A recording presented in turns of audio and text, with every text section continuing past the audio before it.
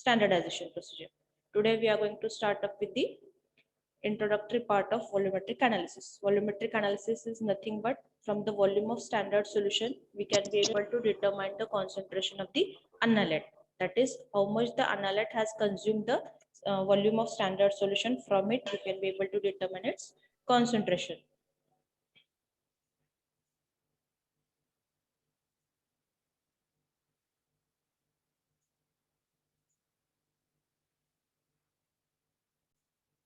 So these are the some basic terms related to volumetric analysis. That is its definition. What are the different reagents used in volumetric analysis?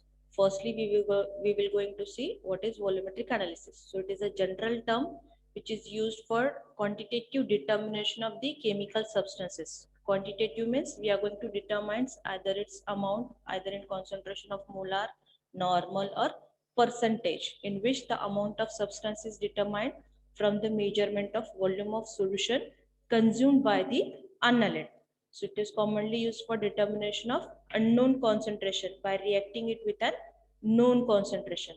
So volumetric analysis is often referred to as titration. That is, with the help of titrimetric analysis, we are going to perform the analysis. Therefore, it is known as titrimetric analysis, a laboratory technique in which substance of known concentration and volume is used to react with another substance of unknown concentration, and usually the concentration of the substance which is known to us, that we are going to fill up into the burette, and the substance whose concentration is not known to us, that is which is unknown to us, that we are going to fill up into the conical flask, and dropwise we are going to add standard solution or known solution from burette to conical flask. Therefore we are going to perform the titration, and therefore it is known as titrimetric analysis. Next is the various definition parts related to titrimetric analysis. First is the volumetric analysis. It involves firstly preparation of standard solution, followed by its storage, and nextly measurement of volume of standard solution consumed by an analyte. Next is the volumetric titrimetry, quantitatively chemical analysis which determines the volume of solution of accurately known concentration required to react quantitatively with the analyte whose concentration is to be determined. That comes under volumetric titrimetry. So the unknown concentration of the substance is known as titrate. That is the substance whose concentration is to be determined and which is usually filled into conical flask. Next is titration. Titration in which a standard reagent is added to a solution of analyte. It is usually filled into the conical flask, and the reaction has been completed between the concentration which is known to us and the unknown concentration which is filled into the conical flask. So what is titration? Titration is nothing but the pouring 1 ml or dropwise the standard solution from burette to contents in conical flask. Next is the primary standard substance. Primary standard substance is nothing but the substance whose concentration is known to us. So primary standard, it is a reagent or a solution of accurately known concentration. Say for example, 1 molar sodium hydroxide, 1 molar sulfuric acid, 0.1 molar steric ammonium sulfate. These are nothing but these are primary standard substance. These are the substances whose concentration is known to us. Therefore, they are known as primary one. So in standardization process, we are going to determine the concentration of solution of known concentration by titrating it with a primary standard substance. Next is the, what is the endpoint? Endpoint is the point at which the reaction is observed to be complete in between titrate and titrant. That will be the endpoint of titration, and endpoint of titration can be determined by color change of the indicator. So endpoint can be achieved by dropwise adding the standard solution from burette to contents in conical flask. A point will come that no more analyte will be present in conical flask to react with the standard solution which is filled into the burette. So that point is known as endpoint of titration. That is, chemical reaction has been completed between the two. So the endpoint in volumetric method of analysis is a signal that tells that the analyst has to stop the addition of known concentration of solution from burette. So endpoint is observed with the help of indicator, and various indicators are used in different types of titration. As seen in practical sessions, we have performed standardization procedure of sodium hydroxide, standardization procedure of sulfuric acid. In standardization procedure of sodium hydroxide, we have used phenolphthalein as an indicator, and in standardization procedure of sulfuric acid, we have used methyl red as an indicator. So specific indicators are used in specific type of titration for determining the point, that is finding out the concentration of reaction.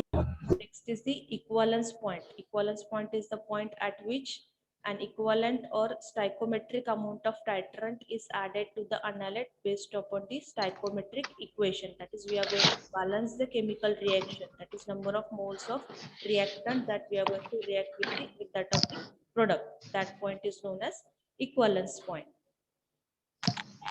Next is the various equipments used for performing the volumetric analysis. For performing the volumetric analysis, various volumetric apparatus are used. Say, for example, for filling up the standard solution, we are going to use burette. For filling up the concentration of the analyte whose concentration is to be determined, conical flask is used. Volumetric flask is used for preparation of standard solution. So these are the equipment used for preparing various volumetric analysis titration. Say, for example, pipette, it is just used for transferring the solution from one container to another container. Next, volumetric apparatus used is the burette. It is used for transferring the standard solution to the contents in conical flask. Next is the conical flask. It is used for preparation of the analyte solution. Next is the wash bottle. It just contains the distilled water. Next is the funnel. It is used for transfer of liquids without spilling out on the surface of the working table. Next is the volumetric flask. Volumetric flask is a flask which is used to make up the accurate volume of solutions of known concentrations. So, say for example, we are going to prepare various normal and molar concentration of solutions in a volumetric flask.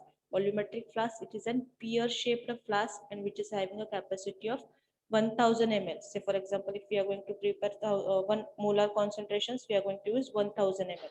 Various capacities of volumetric flask are available, right from 10 ml to 50 ml and 1000 ml.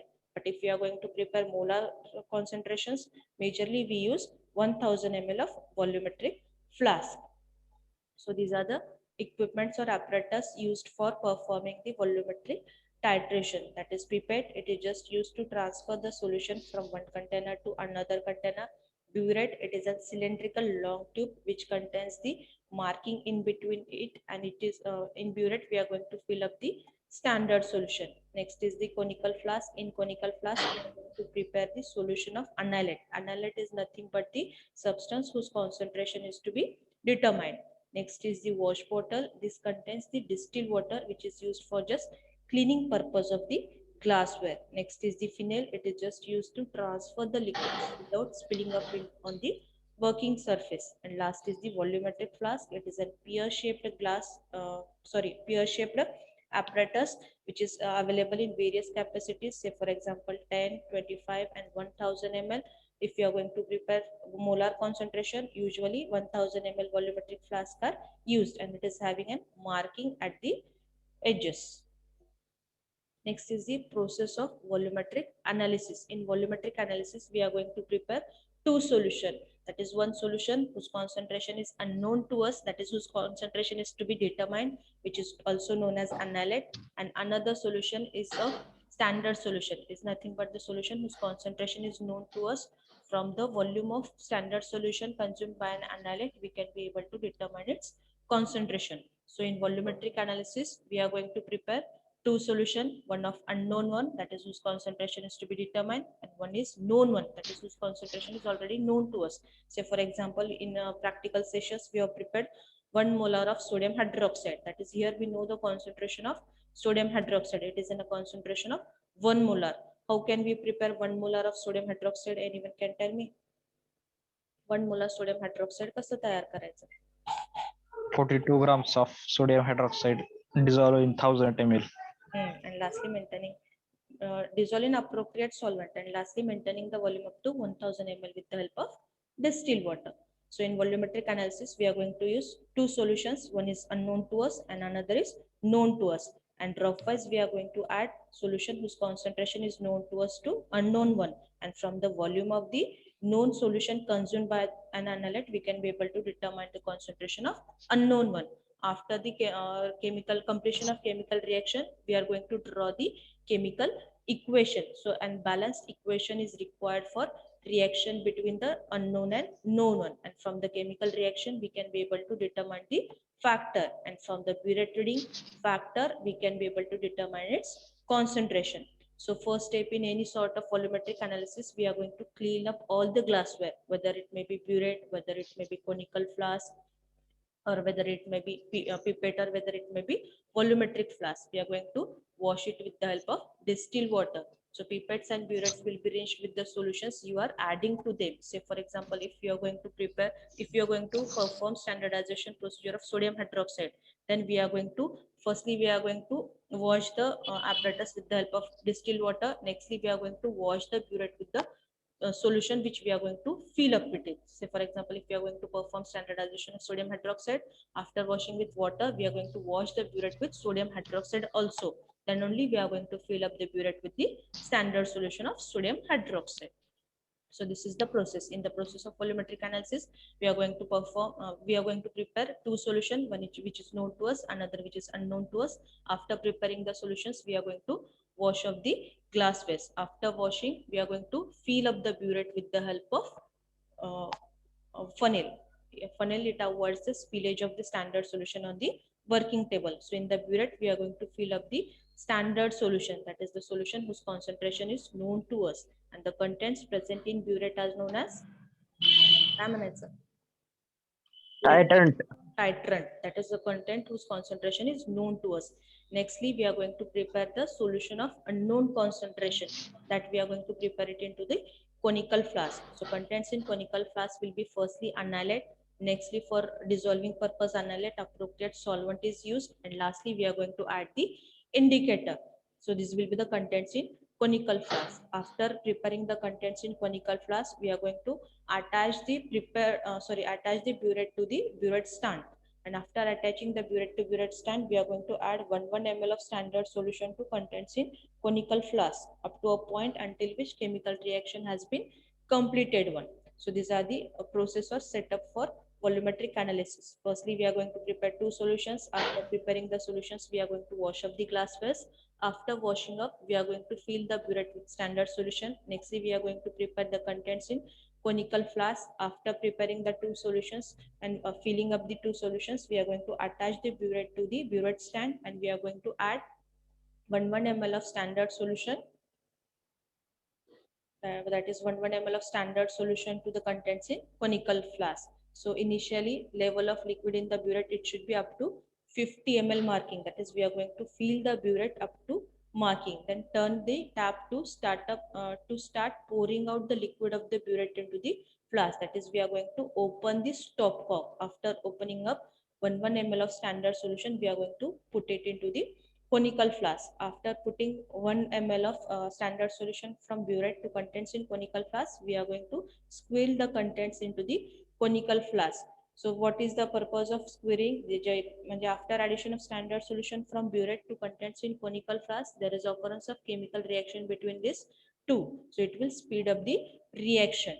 So when the color, मग हे कुठपर्यंत आपण add करत राहायचं standard solution from burette to contents in conical flask until the change in color in the contents in conical flask has been occurred. म्हणजे जोपर्यंत contents in conical flask मधला colour हा change होत नाही तोपर्यंत 1 ml burette मधून conical flask मध्ये standard solution add करत राहायचं. So this is the process of titration, and completion of reaction between these two can be indicated by the color change of the indicator or contents in conical flask. Depending upon the nature of analyte present, volumetric analysis is categorized into 5 major classes. Here one class is missing one, that is acid-base titration, precipitation titration, complexometric titration, oxidation reduction titration, and last one is the non-aqueous titration.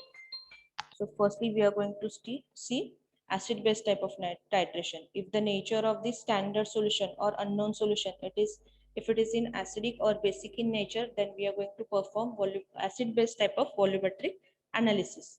Nextly, if the nature of the annihilate, if it is contains the metal ion in it, say for example calcium acyl, magnesium acyl, aluminum acyl, then we are going to perform complexometric type of volumetric titration. Nextly, if the annihilate contains halide ion in it, that is chlorine, bromine, or iodine, then we are going to perform precipitation type of titration. And if the annihilate it undergoes oxidation or reduction sort of reaction, then it comes under oxidation reduction type of titration. And if the annihilate it is insoluble in water, in that case we are going to perform non-aqueous type of titration. That is, with the help of organic solvent we are going to dissolve the weaker acidic substances or weaker basic substance. After dissolving, only chemical reaction is possible between titrate and titrant. So these are the types of volumetric analysis. That is, depending upon the nature of annihilate, it is categorized into 5 major classes. That is, if the nature of annihilate is, if it is acidic or basic in nature, it comes under acid base titration, which is also known as aqueous type of titration. If the annihilate contains metal ion in it, say for example calcium acyl, magnesium acyl, aluminum acyl, it comes under complexometric type of titration. If the annihilate contains halide ion in it, say for example chlorine, bromine, or iodine, it comes under precipitation type of titration. Nextly, if the annihilate, if it undergoes oxidation or reduction type of reaction, then it comes under oxidation reduction type of titration. And if the annihilate it is insoluble in water, then it comes under non-aqueous type of titration. या प्रत्येक type of टायट्रेशन मध्ये एक appropriate standard solution असणार आहे. त्या with the help of that standard solution we can be able to determine the concentration of annihilate. Say for example, as we have gone through the standardization procedure of sodium hydroxide and H2SO4, that are the standard solutions which are used for performing the titrations of acid base titration. Say for example, in case of complexometric type of titration, standard solution used is disodium EDTA. In case of precipitation type of titration, standard solution used is silver nitrate. In case of oxidation reduction titration, standard solution used is either ferric ammonium sulfate, either it may be potassium permanganate, either it may be iodine solution, or it may be potassium dichromate. And in case of non-aqueous titration, most commonly used standard solution is perchloric acid. So various standard solutions are used in each and every type of volumetric analysis that we are going to study one by one in every unit. That is, your volumetric analysis is categorized into different units. In unit second, we are going to study in detail acid-base titration. In unit third, we are going to study in detail precipitation and complexometric type of titration. And in unit 4, we are going to study in detail various standard solutions and assay procedure which comes under oxidation reduction type of titration. Next is the titration. So titration is a process in which a standard reagent is added to a solution of annihilate until the reaction between the annihilate and reagent is judged to be complete. And how can it can be judged to be complete? By the change in color of contents in conical flask. So when the reaction involves an acid and a base, the method is referred to as acid-base titration. So when the reaction involves oxidation and reduction, the method is referred to as reduction reaction. Say for example, if the titration which comes under acid-base type of titration, so in burette may be either filled with either acid or base, depending upon the nature of the standard solution. There will be the opposite nature of solution should be filled up into the conical flask. Same is the condition with that of the redox titration. Say for example, if we are going to prepare standard solution of oxidizing agent, then standard solution we are going to fill up into the burette. So contents in conical flask will be reducing agent. So opposite natures of the solutes are to be filled into the burette and conical flask. So what is cytometric analysis? It is a procedure of carefully controlled addition of reagent that to particularly titrant to an annihilate. So titrant, which is usually filled up into the burette, and whose concentration is known to us. The concentration of annihilate or solution of annihilate that is usually filled into the conical flask. So what happens during analysis? We will going to study stepwise. So firstly, say for example, if we are going to consider acid-base type of titration. So in acid-base type of titration, we are going to consider standard solution of base, which is filled into the burette, and solution of acid whose concentration is determined. The conical flask whose concentration is to be determined, and this liquid burette whose concentration is known to us. So dropwise or 1 ml of standard solution of base, we are going to add it into the conical flask. So this is the midway of titration. Initially, the nature of the solvent present in conical flask will be acidic in nature, but when we are going to add base from burette to contents in conical flask, pH of the contents in conical flask, it will get changed into the neutral one, and that is the signalation of the endpoint of titration. Initially, the contents in conical flask, it is having acidic pH, so color of the indicator will be different one. In the midway, it is near to neutral one, and at the end point, whole of the acidic condition, it has been changed into the neutral one. So initially, indicator is having different color in acidic condition, but when end point has been reached, whole of the acidic solution, it has been get converted into the neutral one. So pH has been changed, and indicator is having different coloration. So this procedure happens during the titration process. Next is the titrations involving acid-base neutralization reaction. That is what is equivalence point, what is end point, what is titrant, and what is titration curve. So equivalence point is the point in the reaction at which both of the acid and base has been consumed. That is, the base acid has been the base has consumed all of the acid which is present in the conical flask, and no more acid is available in conical flask to react with the standard solution of the base. So that is known as the end point or equivalence point of titration. Next is the titrant. Titrant is nothing but the known solution added to the solution of unknown concentration, and it is usually filled up into the burette. Next is the titration curve. That is values that we are getting out from the titration processes that we are going to put up in graphical form. That is what is the pH. At every step we are going to note down the pH, and at every pH we are going to note down the burette reading. From this also we can be able to draw the concentration of analyte. But in case of volumetric analysis, that is either in standardization or assay procedure, from volume of standard solution only we can able to draw the concentration of analyte. Next is the requirement of volumetric analysis. So these are the processes, various definition parts and steps used in volumetric analysis. Last is the requirements of volumetric analysis. So reaction that is to be carried out between the titrate and titrant, that reaction must be stoichiometric. That is, it should be balanced one. That is, how many moles of titrate is present in conical flask, that should be completely get reacted with the titrant. So it should be well-defined reaction between the two. And the reaction which is happening between two, it should be rapid one. That is, chemical reaction should be faster one. And there should not be any sort of side reaction into the titration process. And there should not be any interference of the foreign substances or impurities into the titration process. And there should be must have, and the titrimetric analysis must have some indication of end of the reaction, such as color change, sudden increase in pH, or zero conductivity. And this indication of endpoint in chemical reaction can be easily drawn by the use of indicator. And there should be known relationship between endpoint and equivalence point. So these are the requirements of volumetric titration. That is, the reaction should be balanced between the titrate and titrant. The reaction should be fast one.